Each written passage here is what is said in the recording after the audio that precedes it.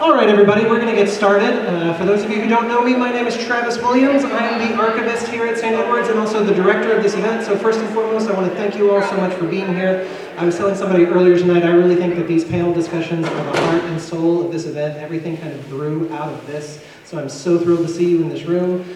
You came to see them, not me, so I'm going to just say thank you again for being here. We have another panel at 6 o'clock that I hope you will stick around for. That is Latinx Leaders in Brewing, and the Brewers Hall is open until 8, and the polka band goes on in the lobby at 7. And with that, I will give you graphic design in breweries. Hello everyone. So I want to introduce our panelists today. Directly to my right here is Connor Gilfillan. He is the general manager at Meanwhile Brewery, and that's actually very close. That's southeast off of Burleson. And then next to him is Sara Watson from Vacancy Brewery, and this is down the street off of South Congress, St. Elmo's. And then we have a designer at the other end here, Elsie Greer, and she's a designer. She worked for Blue Owl, and that's on East Side, Cesar Chavez.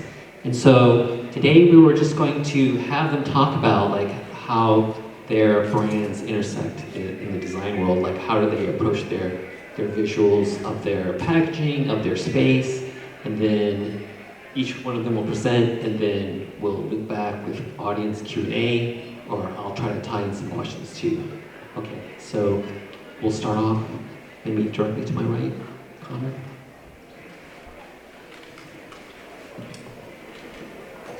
Hello, my name is Connor, and yeah, I'm with Meanwhile Brewing. We opened just over 5 years ago.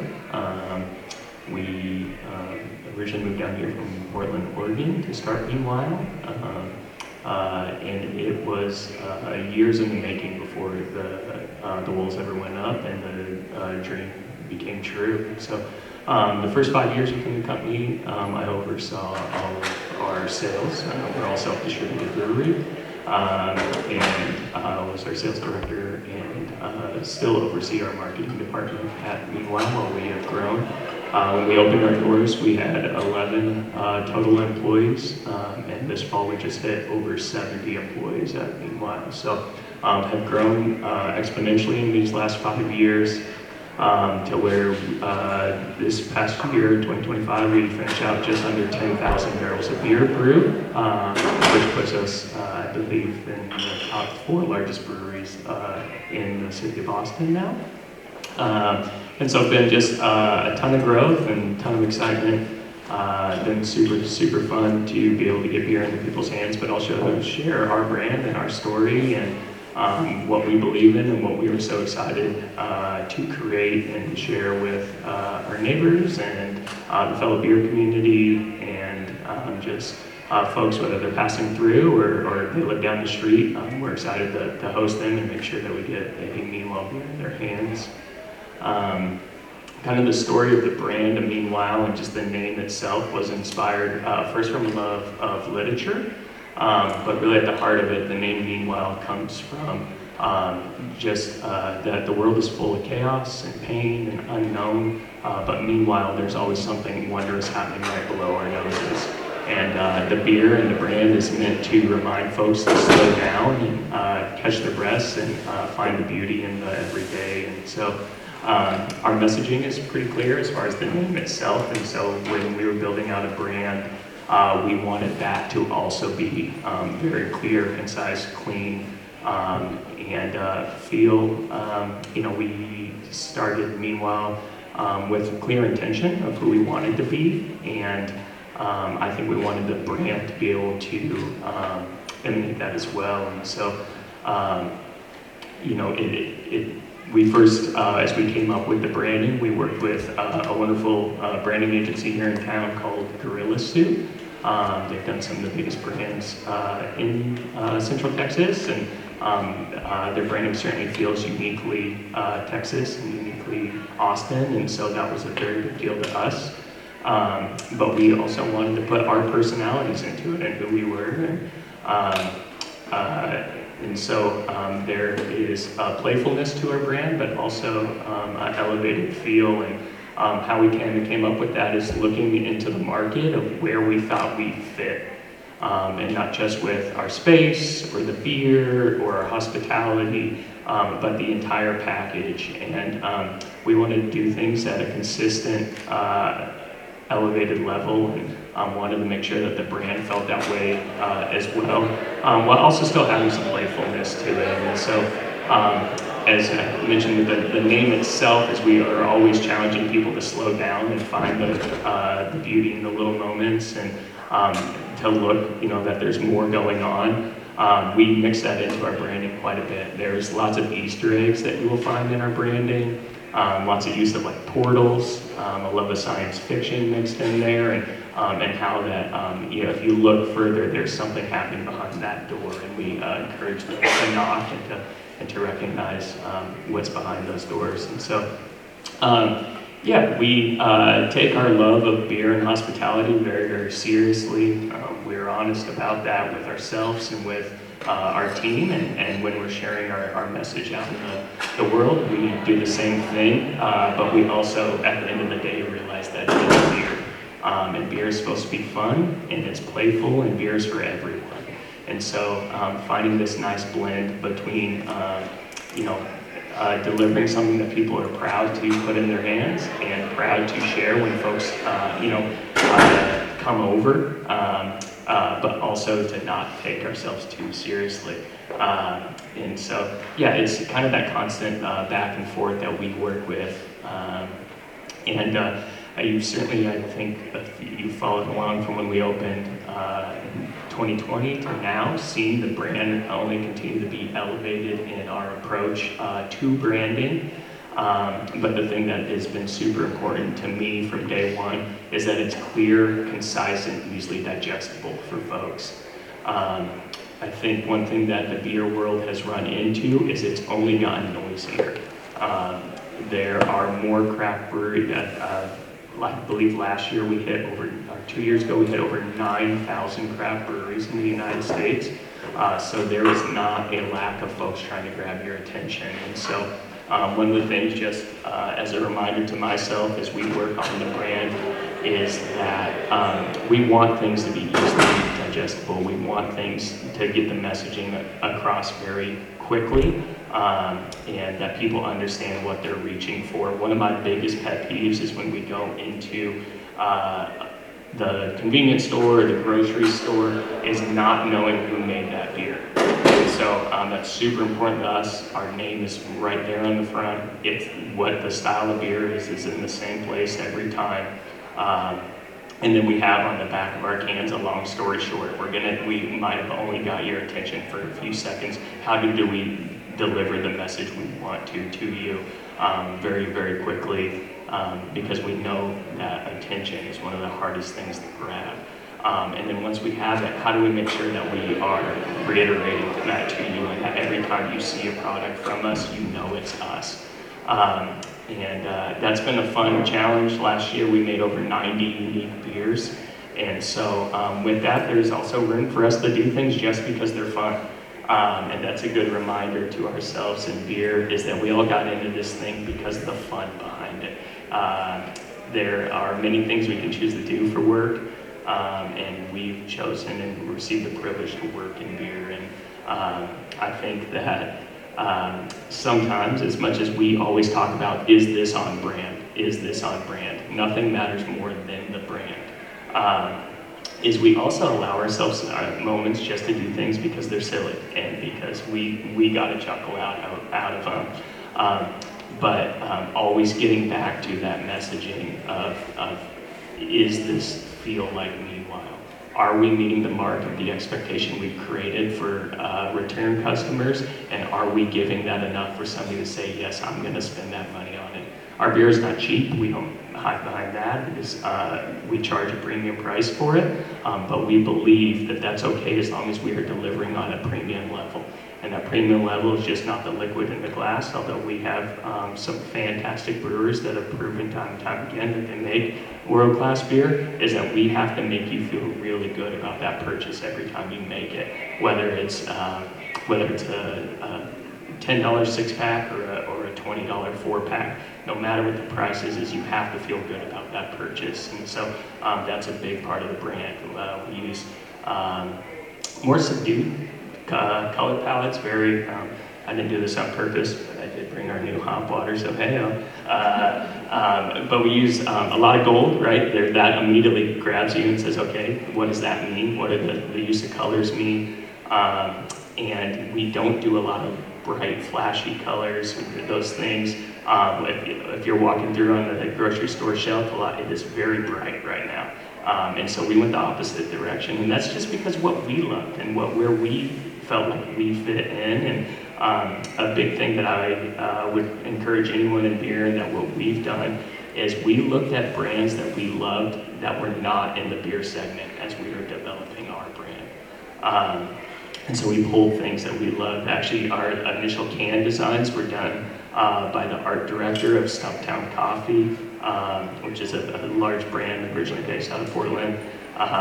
And we loved that brand, and we loved what it stood for, and we loved that we kept reaching for it. And we said, if we're gonna keep reaching for that, there's probably other folks doing it as well. And so I think it is super important to find the things that you love when it comes to branding, and to know that really what you are selling is the whole package, and a big part of that is your personality and who you are. And don't shy away from that. Don't do the things that you think people want. Do the things that you're most excited about. Because at the end of the day, people are going to be able to see through all those things and get to the point where they get to meet the person behind the story, or the people. We are 70 strong now at Meanwhile, and those people all have bought in and are writers of our story. And so we need to do things that our team is really excited about, because it doesn't matter how flashy we are, or how bright, or what sort of like kind of next trend we chase. If it doesn't come back to our team being excited about it, the branding does not matter. They are the ones that sell that and pitch that and wear the t-shirt with pride, or drive the delivery van around and make sure that it's clean, and that every detail matters. If we're going to create a brand that we feel is elevated, we have to check the boxes of what elevated means, and sometimes that means saying no to things. And I think that's a big kind of encouragement with branding too, is important as to what you say yes to with your brand is what you also say no to.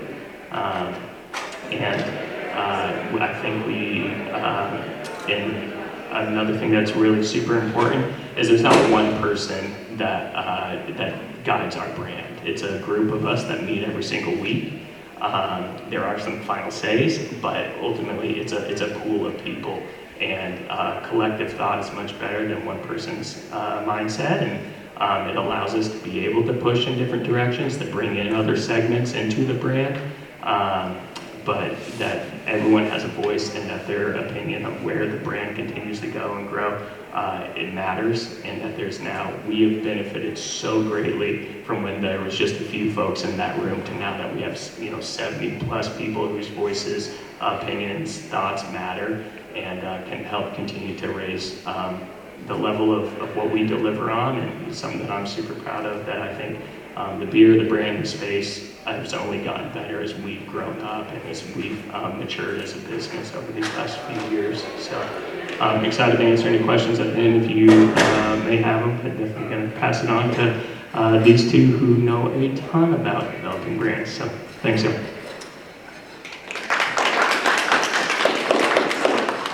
Hello everyone, I'm Sara Watson. I am one of the founders over at Vacancy Brewing, and if you're not familiar, we're actually just around the corner. We're over on St. Elmo Road. So my husband and I started the brewery together. Who's here today? We started the brewery together, and we opened shortly after Meanwhile. So we opened in 2021 in April.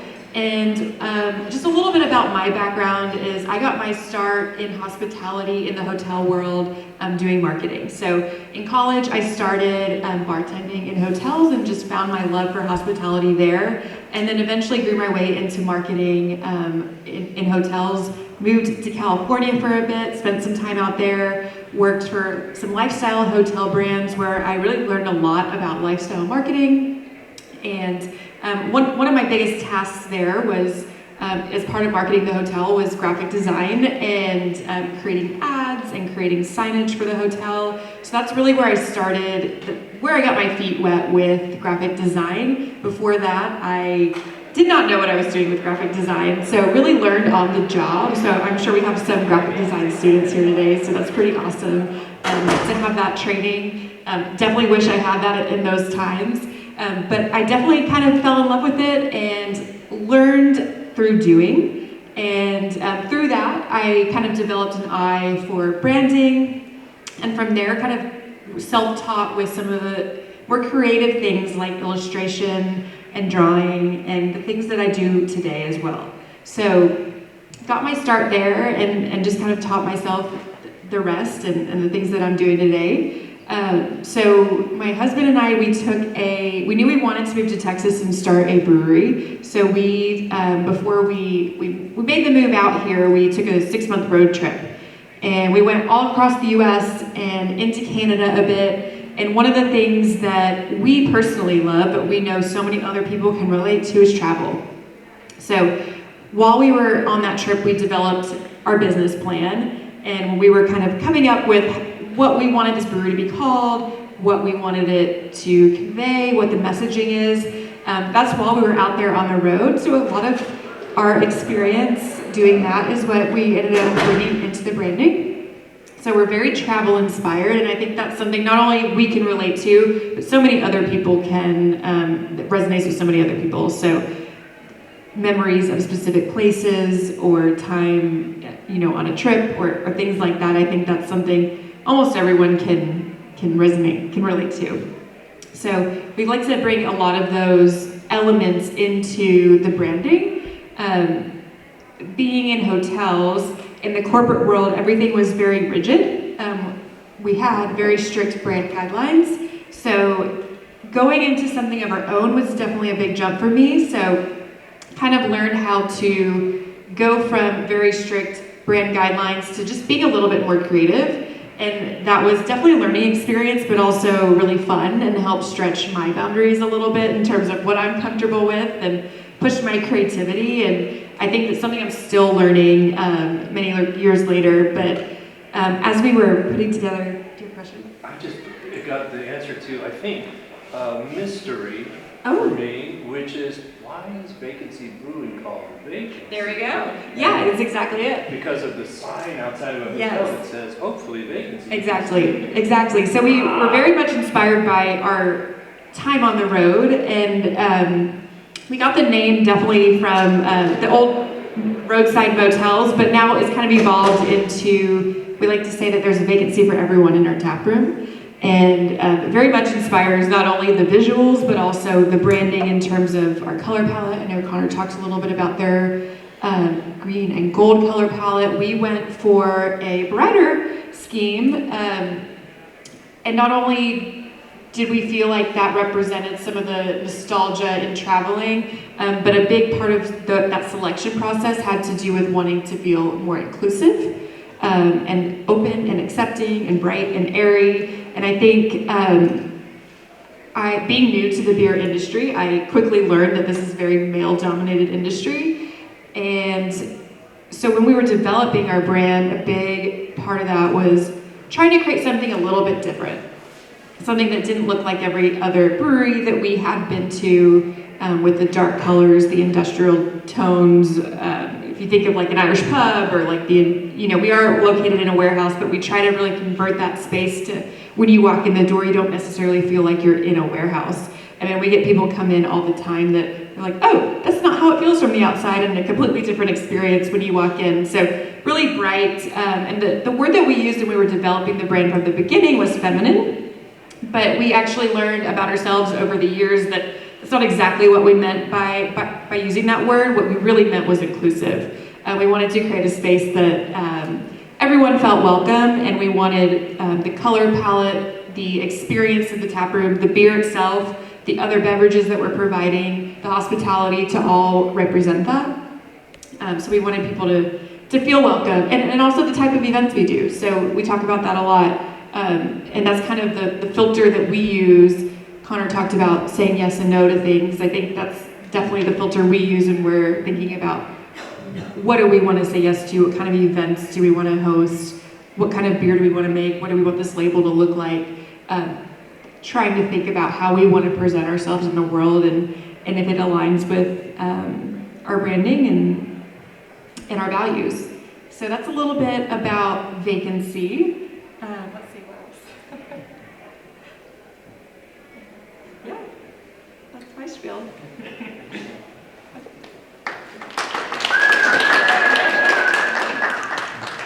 Hi y'all, I'm Elsie. I work at Blue Owl Brewing, which is over on the east side. Some things about Blue Owl, they opened in 2015. An all-sour brewery originally. Now they make traditional beers as well. And they, opening in the height of kind of the craft brewing industry, similar to what you were saying, you looked around and it was a lot of what I called barrels and beards out and about. So Blue Owl as well, when they were building their brand, decided to go for brighter colors, more a vintage feel, and a lot of patterns. And they just kind of wanted to have this like nerdy, quirky, but yet approachable and fun vibe, essentially. So for me, I started there, I've been there for 9 years now. There was an original designer when I came in, and so she made the original logo, the original packaging designs, and the original brand identity.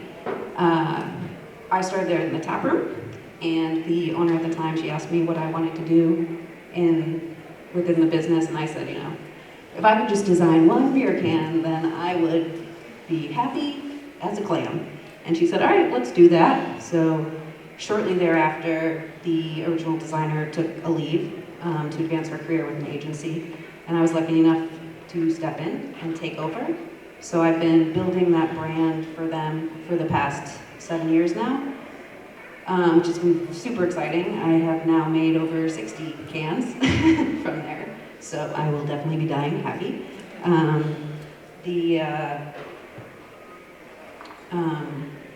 From there, now I've also done 4 sub-brands for them as well, from their original sour beers. Then we went on to do hard seltzers when those got really fun and popular.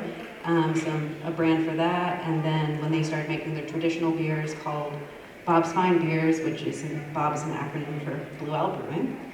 I got to design that entire brand, and then we actually we had a lot of fun with that one. That was,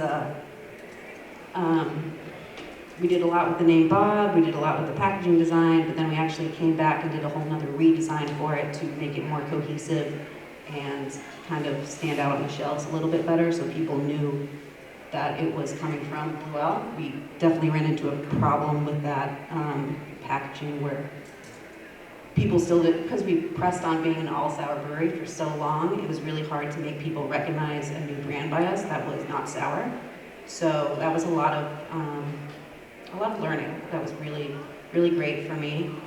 And then we had a 4th brand, sub-brand, that's for our IPA series. And then we actually, third sub-brand. And then we have a 4th one coming out in the next month or 2 that I'm really excited about. It's going to take a very big pivot from our original brand identity. I can't talk about it yet, but I'm really excited for everybody to see it. So that's kind of been my adventure with them. In getting into graphic design with them, I'm self-taught. I started off I went to school for painting and illustration, and so from there obviously got into service industry. And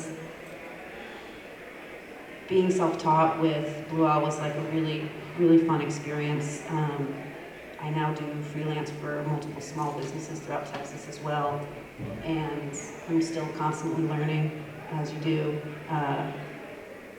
But yeah, it's kind of the gist of it for me.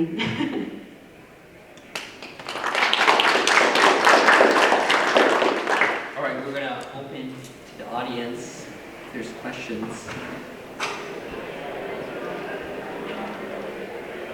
If not, I will pitch some questions too. I had students curious about, like, in your personal lives, when did beer come into it? Like, what was your early experiences with beer? And, like, of course you didn't know you were going to get into it, but do you have early memories of, like, deep beer experiences?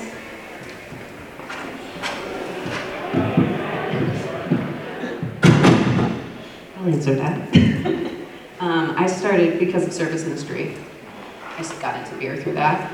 I started working at the first Easy Tiger over on 6th Street when it first opened in 2012, I think it was, and it was an all-craft brewery.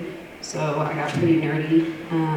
That's kind of what led me to want to apply to work at a brewery, was starting there. But yeah, so beer's really delicious. So when we started this, I really didn't know a ton about craft beer. I really learned a lot about it on the job, as I guess that's a trend for me. But my love was always in hospitality, and when I met my husband and he had aspirations to start a business, that's really when I started getting interested in beer, started learning a lot more about it from there. So kind of took a full pivot and never pictured myself in the beer industry, but it's been really fun to dive in and learn about it and go from there.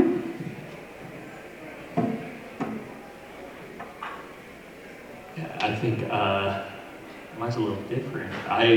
Since I was a little kid, legitimately, always, I saw the way, growing up in Portland, craft beer is so deeply ingrained into the culture. It is not just, there's the beer drinking crowd and then everyone else. It is kind of everybody goes to breweries, and it just seems so a part of what that culture of that city is, and really where my love of it, and I saw the importance of beer is my dad my dad sometimes could be pretty standoffish, a little quieter, very stern guy, would be upset if the neighbors didn't cut their lawn properly, those sort of things. But then I'd also see my dad go over and leave a beer on that neighbor's doorstep. And I saw it was his way of connecting with somebody that maybe he didn't have a whole lot in common, or he thought maybe he wouldn't be buddies with, or they wouldn't chit chat. But I just saw that little act of kindness and of thinking of you went a really, really long ways, and just instilled in me that I was like, hey, there's something here. And I saw the way that it brought people together, and that neighbor that my dad maybe was disgruntled about earlier or something could go and say, hey, what did you think of that beer I left you? And watching the folks in the neighborhood do that and seeing how much it just brought camaraderie and community, and I said, this is something that I want to be a part of one day. And I always thought that one day I would retire and love to start a brewery after a career, and I just started bartending in college and moved back to Portland after living kind of all over the United States, and got a job at a brewery bartending and busting tables, and saw that, hey, I don't need to wait.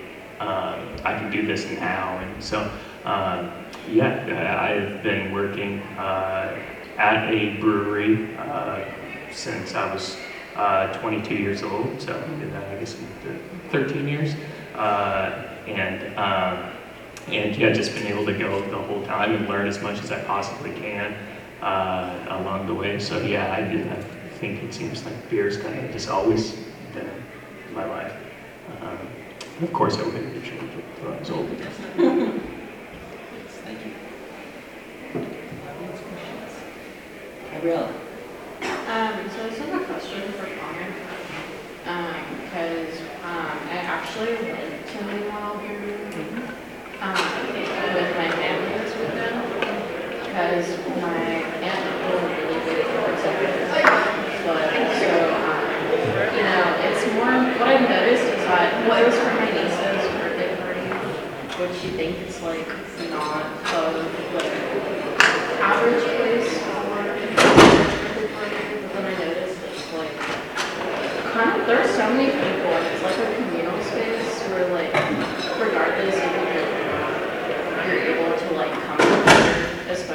noticed like there's also food trucks located there. I was wondering like what do you think is the like importance of like the communal aspect of it all? I mean, I think it's everything. It is we, all of us here, however we got here, have a great love and passion for beer, but I think more than anything the three of us have spoken on is hospitality and welcoming people into your home. That's the way that we treat the brewery and the brand, is that you are welcome here.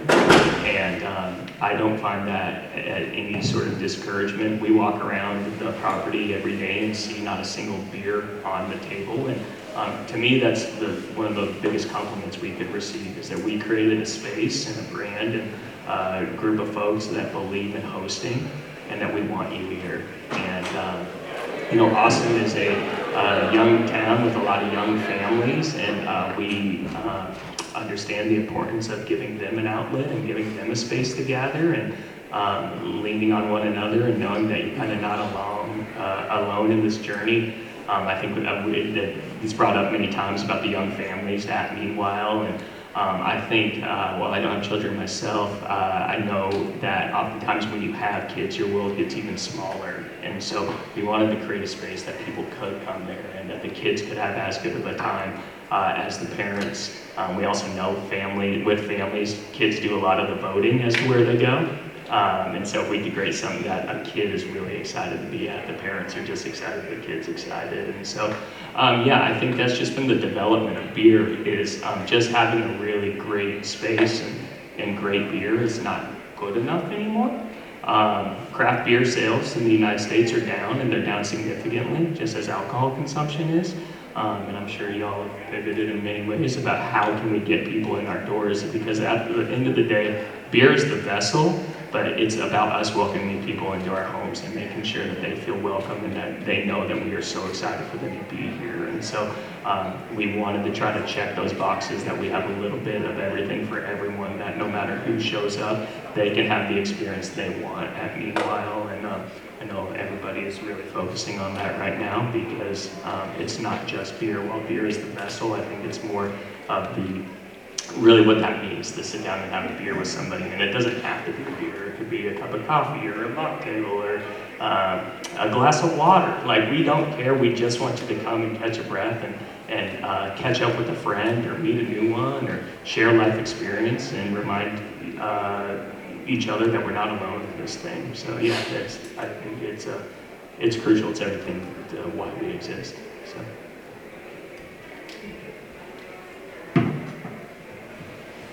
I guess this is for all of y'all, but how do you measure the success of your branding? Is it sales alone, or is there more to it? And what is the indicator that something is not working and needs to be changed?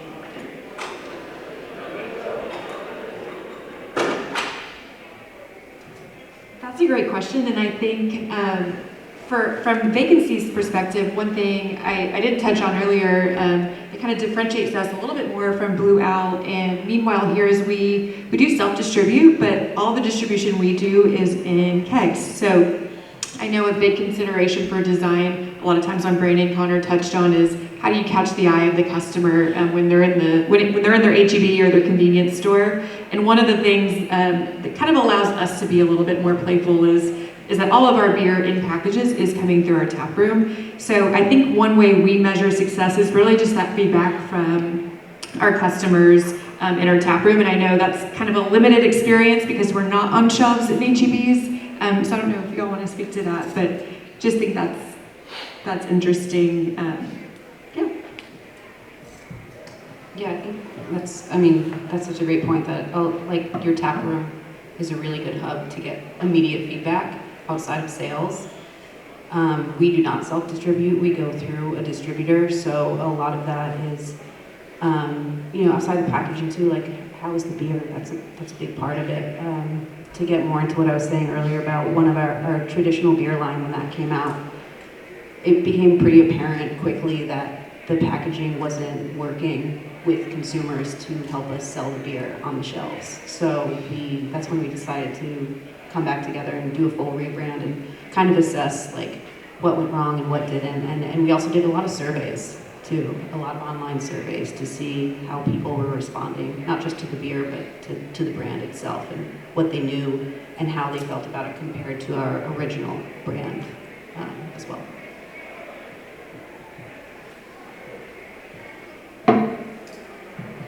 I think no doubt you have to look at sales. It's certainly a measuring point. We are a business at the end of the day. We want to continue to grow and provide great jobs and great community for our staff. And so that's not a non-factor. It is very real. And if we see sales trends going in the wrong direction, we want to catch those before they fall off further, because that can hurt the brand. And so I'm always trying to stay ahead of that. If we start to see changes in the market or changes to what people want in a brand, that we are staying ahead of that. And yeah, a lot of it's feedback. The first thing we look for feedback is from our staff. Many of our designs that end up on our packages also end up on t-shirts or on postcards or on what may have you, and I really, that is a big nod of confidence when I see our staff wearing them.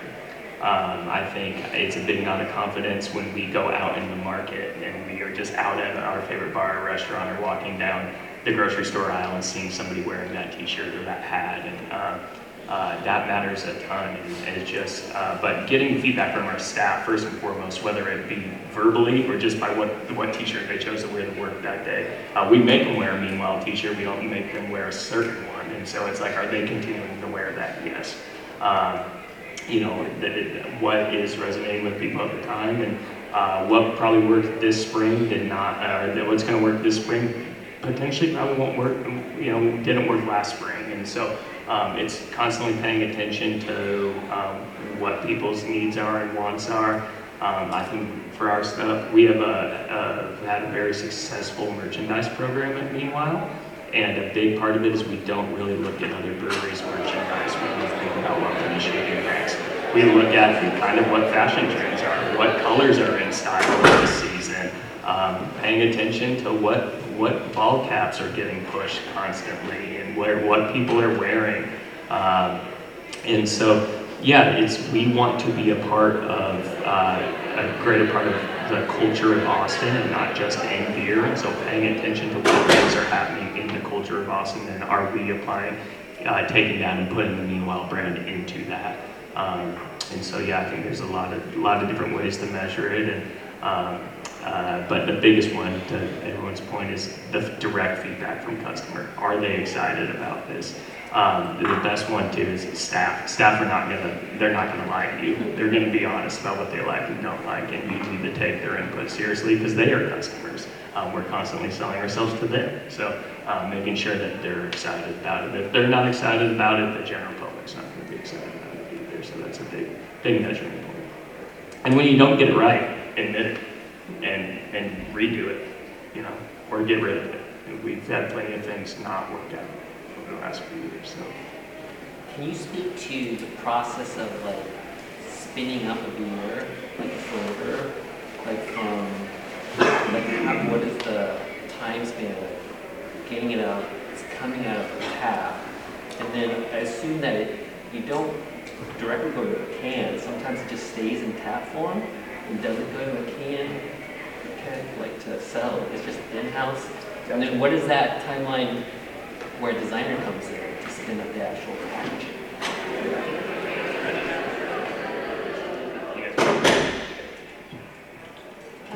For us, usually once we start talking about the new beer that the brewers are really excited to, we're a small team. There's about 8 of us. There's always been, I think the most we've ever had in the last 10 years is 10 staff members altogether, and that's including owners. So the moment an idea comes into fruition, everybody's all on board with their opinions and their ideas, and it just sparks a lot of conversation. So if it starts with, you know, it always starts with the beer style that you're making, and from there, it all just slowly falls into place together. Like, you know, the conversation is like, is this going to be put in a can or is it going to just be draft? Usually we try to push for canned for distribution as well. If it's just draft, then you get to have fun kind of messing around with what the name's going to be, making sure it's still holds to what the actual style of the beer is. When I come in and start creating the packaging for it, it's usually along the same timeline, assuming that it's going to be put into a can. So we will typically, once the beer's ready, like we package it. It's not always going to be a keg. If it is, it's only going to be a couple of them. So the idea, it kind of all comes together at the same time, I would say, outside of the fact that the design process usually has to be done before the beer is done. But yeah, just focusing in on making sure that label design is really speaking to what the actual beer is.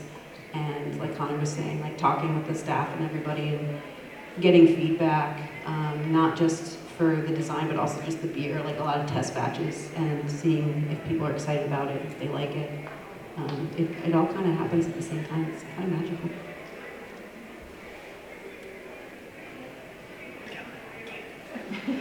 I think our process is pretty similar, and we're also a team of the same size, so definitely getting all opinions heard. And I think that's a really important point too. One thing that we've had a lot of success with at Vacancy is really taking into account our staff's opinion. And I think that really gives our team ownership over the beers and really helps them sell it at the end of the day. If you named a beer, I think that's really awesome to be like, hey, I named that beer. Do you want to try it? It really helps just create that ownership there. But similar timeline, our brewer will come up with what kind of beer we want to make. And then, or sometimes it's, some of our staff will say, hey, we get a lot of people asking about this style. Can we throw that on the brew calendar? So it'll happen like that sometimes as well. And then as soon as we have the style that we know we want to make, we'll start working on the branding. We'll get name suggestions either from our list in our phones of names that we want, or we'll take it from the staff, get their opinion on that, and then run with the design from there. And that's where I kind of come in and work the creativity magic. And then, like she said, we do have to have most of that done at least several weeks before the beer is ready to be poured, so we can get labels ordered and start working on that marketing material and getting the word out about the beer release. So it can take anywhere really from, I'd say, quick turnaround a few weeks, but one thing that we've really tried to do as we get older and grow as a business is getting ahead of those things. So sometimes we like to look a couple months out.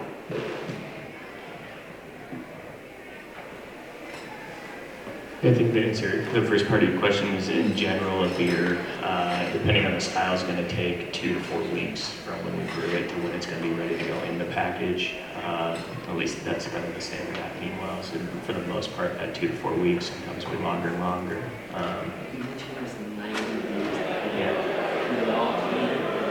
No, we did not can 90 beers last year. I believe we canned 35 different brands this past year. So 2/3 of those brands that we brewed just came out on draft, whether it's in our tap room or out at bars and restaurants around town. I think certainly like y'all, the vast majority of the beer we brew is draft beer. Of that, about 9,500 barrels of beer we brewed this year, 75% of that is draft beer. So that is the big point of emphasis and focus for us, is still draft beer. But yeah, it just kind of depends. So for instance, like this in 2025, we launched Darlin, which is our very first 6-pack of beer. And that was a beer that we worked on for 4 years before we came out with it. And we were constantly making recipes of it. We'd call it something different in our tap room because we weren't ready to reveal that brand. We wanted to make sure we had the beer right before we were ready to put it in the package. But we knew we had the idea of what we wanted in this beer and what we were going to launch in that format for the very first time.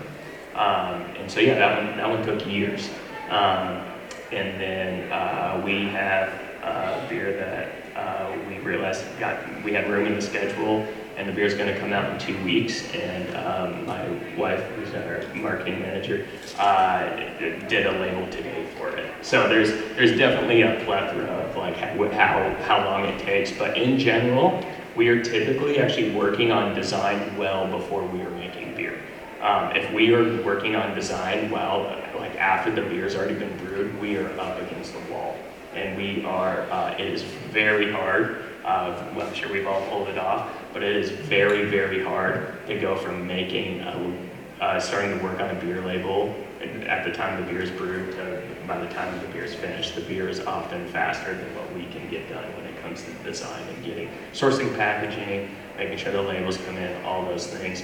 99% of all the labels we do are digitally printed. Those have about a 6-week lead time. So lots of lead times. If we do sticker labels, we can do that in a week or two. But yeah, there's the design part of beer actually takes a lot longer than the beer itself in our experience. But do the designers get to taste the beer, or do they get a description of the beer? I would say most, at least for us, the vast majority of the time you're not tasting the beer when you're designing the beer. And especially for the seasonals and one-offs. Any more audience questions? Yes, Beth. Thank you for being here, by the way. My question's around collaborations.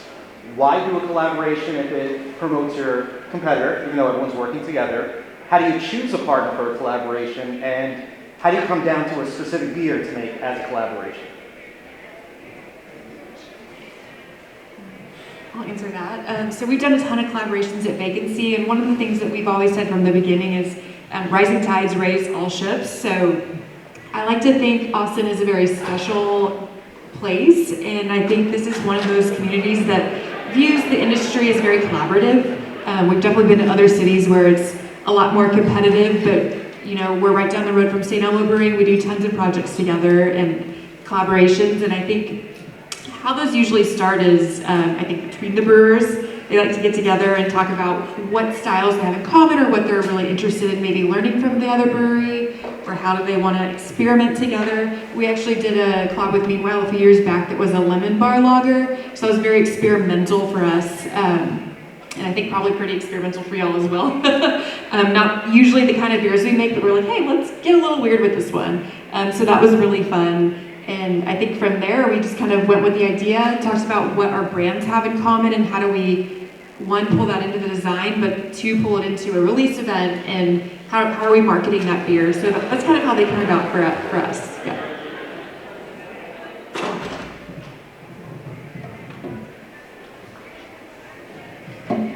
I think I was just going to note on collaboration. I think the ones that work out the best are the ones that have relationships, right? Just cold calling or saying, hey, do you want to make this beer together? I like your beer. We have done those, to be honest, but like really the ones that are most impactful for us as a brand, but also in our learning experience is through friendship and relationship and admiration for one another. I think a big part of the thing, like that, one thing that people outside the industry don't know is there's no money exchange in these. And there's no like typically shared profits, anything like that. The person hosting makes the beer, sells the beer, does all those. The supporting brewery helps promote. And oftentimes you guys will make beers at each other's places, things like that.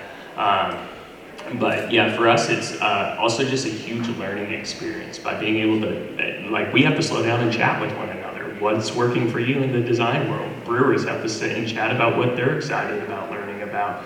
And yeah, we look to work with people that we love their beer and their brands. And we're doing it like out of admiration. And what can we learn from them? And what can we, if we can, this is an industry that is constantly evolving. Everyone has too much work on their plate, and so you kind of have to like sneak these things in to get you to slow down and spend time with one another and be able to be like, what are you guys doing over there? And we spend that day, whether it's brewing or us talking later about what the can's gonna look like or what the event is gonna look like. It's how we can actually slow down and get the time to spend with one another and making sure that like, hey, what's working for you? What's not working? And that there's always something to learn and to glean from the person down the street or across the country or what may have you. We've made beer with people right here in town many times and made beer with people all across the country and across the world now. So it's a huge learning opportunity more than anything. Yeah, just to expand on that, Blue Ocean also brewery. We we create, like, it's very distinctive, our flavor profile. We had a lot of breweries that, brewers become friends with everybody. We all go to a lot of events together. We see each other often. So those friendships grow. And when we were only brewing sour beers, people wanted to brew a sour beer with us to learn about that process outside of just pitching lactic acid, which is kind of the straightforward way for a brewer to make a quick sour. So it was a learning experience that we were more than happy to go through with people and show them, like Connor was saying, what are you doing? Like, how are you doing that? And it's just like fun to discuss because we all want to get really nerdy about the process of brewing. Not so much as in a competitive way, but just like in a wanting to have as much knowledge as you can. And, we weren't worried about being competitive because, like I said, our souring process is so unique to us that that flavor will always be flavor, if that makes sense. Any last questions?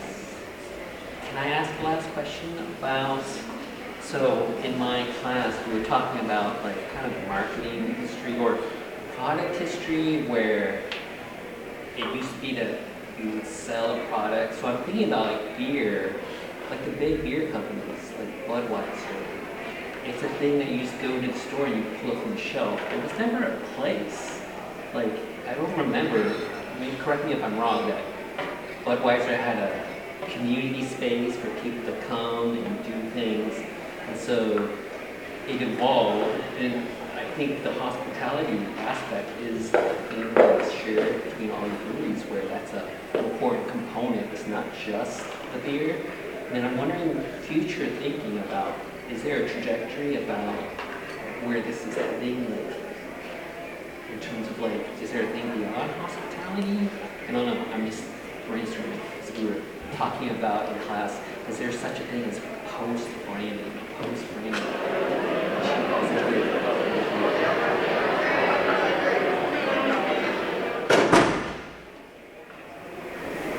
Is there like something new happening in the space? Like, Colin, you were talking about like looking at other sources. Is there a source of an industry that's doing something interesting that you want to transfer onto the space? I think we're all kind of trying to figure that out right now. Yeah, there's a lot of growth. I think that's still untouched area, still in like the brewing world and how the community's been growing and how these spaces are growing where people can gather. And we're all just, we're all just riding that wave.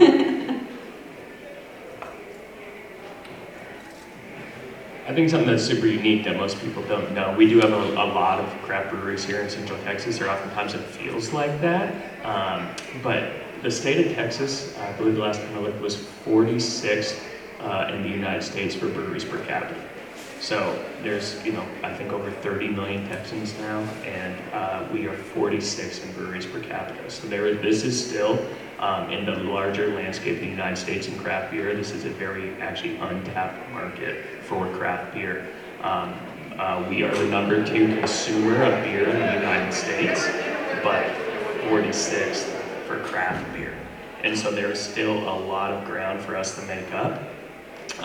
But I think what we're going to continue to see, not just here in Austin or in Texas, but across the United States, is a return to neighborhood pubs, to neighborhood breweries, and that people want more than anything.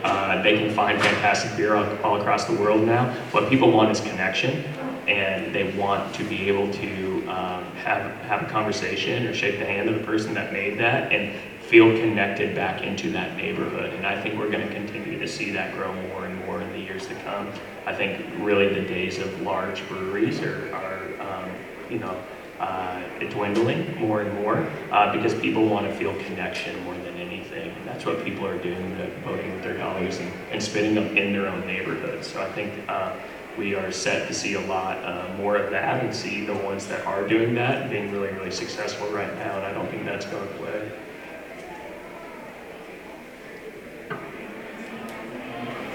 All right, everyone, let's give a hand of applause.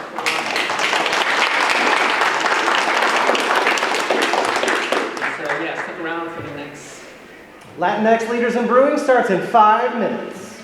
We'd love to have you back.